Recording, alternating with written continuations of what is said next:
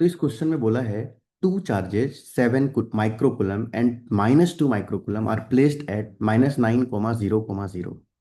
अगर इसको हम लोग ध्यान से सोचें तो ये है ओरिजिन। ओरिजिन बोले तो 0, 0, 0। और ये 7 माइक्रोकुलम का चार्ज -9 पे रखा है, मतलब एक्स कोऑर्डिनेट -9 है इसका। मतलब ये रियल में एक्स कोऑर्डिनेट पे रखा है, तो कहीं पे मान लेते हैं इस जगह पे चार्ज रखा है। कितना रखा है? 7 माइक्रोकुलम। और कोऑर्डिनेट है -9, 0, 0। एंड 9, 0, 0। 2 माइक्रोकुलम का चार्ज रखा है, यहाँ पे रखा है 2 माइक्रोकुलम। और इसका सेपरेशन है 9, 0, 0।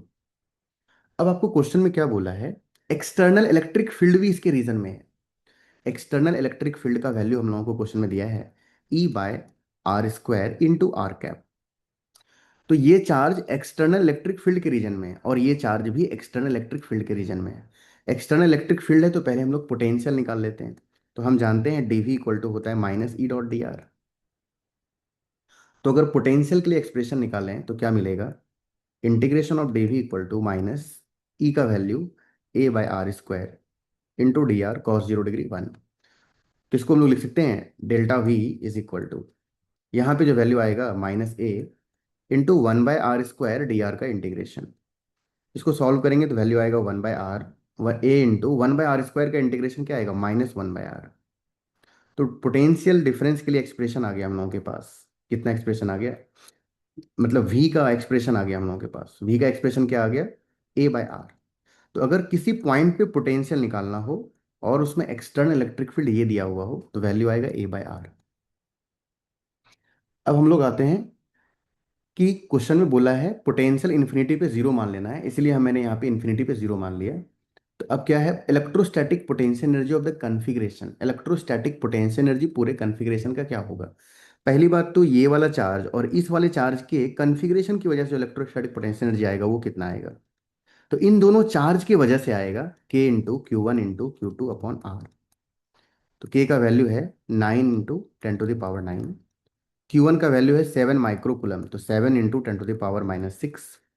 Q2 का वैल्यू है 2 माइक्रोकुलम, -2 माइक्रोकुलम। तो यहाँ माइनस साइन भी लेंगे, -2 × 10⁻⁻⁶। अपॉन दोनों के बीच का सेपरेशन। यहाँ पे ये सेंटीमीटर में डेटा दिया हुआ है, इसका मतलब ये पूरा है 18 सेंटीमीटर। कैसे? यहाँ से यहाँ तक 9 और यहाँ से यहाँ तक 9, 18 सेंटीमीटर है। तो इसका मीटर में जो आएगा वो वैल्यू क्या आएगा? 0.18 मीटर। तो यहाँ पे आ गया 0.18। अब इसको सॉल्व करेंगे तो वैल्यू आएगा 9 × 7 × -2 इंटू 10 टू द पावर क्या आ जाएगा? इसका पॉइंट उड़ा देते हैं यहाँ पे, तो 100 आ गया। तो 10 to the power 9 + 2, 10 to the power 11। और ये 10 टू द पावर -12 बन जाएगा 10 टू द पावर -1 अपॉन 18। तो 9 से 2 टाइम्स में चला गया, 2 से 2 टाइम्स में चला गया। तो वैल्यू आया -7। और 10 टू द पावर -1 नीचे चला जाएगा तो बाई 10, तो -0.7। ये जो निकला हम लोगों के पास, ये वैल्यू निकला ड्यू टू दिस कन्फिग्रेशन।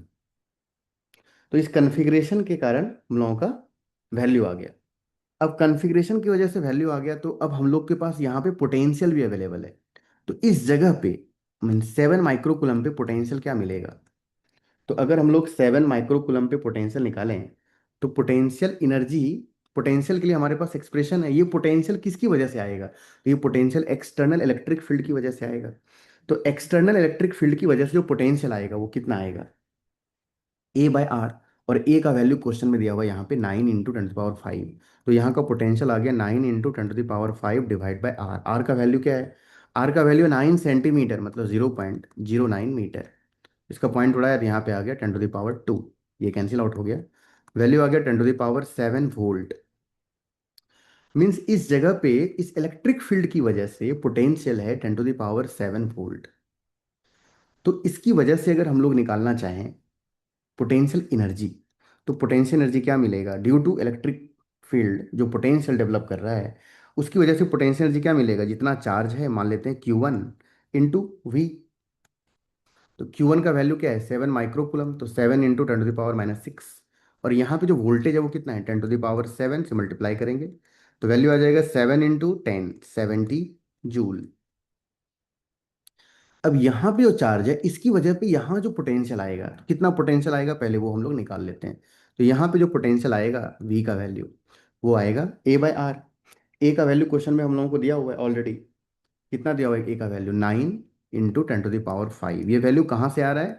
यहाँ से। ए का वैल्यू ये वाला अपॉन आर। आर का वैल्यू क्या है? यहाँ से लेकर यहाँ तक 0.09। इसको सॉल्व करेंगे तो ये वैल्यू भी आ गया 10⁻। कितना आ जाएगा? जितना सेम सेम आ गया 7 है तो 7 आ गया। अब पोटेंशियल एनर्जी जो आएगा इस इलेक्ट्रिक फील्ड जो पोटेंशियल डेवलप कर रहा है, इस फील्ड की वजह से, इस पोटेंशियल की वजह से जो पोटेंशियल एनर्जी आएगा वो क्या आएगा? Q2 × V। Q2 का वैल्यू क्या है? -2 माइक्रोकुलम। तो -2 × 10⁻⁶ into voltage at this point. Potential जो है वो 10⁻ क्या है? 7। इसको जब सॉल्व करेंगे तो वैल्यू आएगा -20 जूल। अब टोटल पोटेंशियल एनर्जी चाहिए हम लोगों को कन्फिग्रेशन का। तो टोटल पोटेंशियल एनर्जी जो आएगा वो कितना आएगा? टोटल पोटेंशियल एनर्जी आएगा दिस 70 -20 और इन दोनों की वजह से -0.7। तो वैल्यू आ गया 70 -20.7। तो वैल्यू आ गया 49.3। 49.3 joule. It means option number A correct option आ गया। तो इस क्वेश्चन का जो आंसर आएगा वो क्या आएगा? ऑप्शन नंबर ए।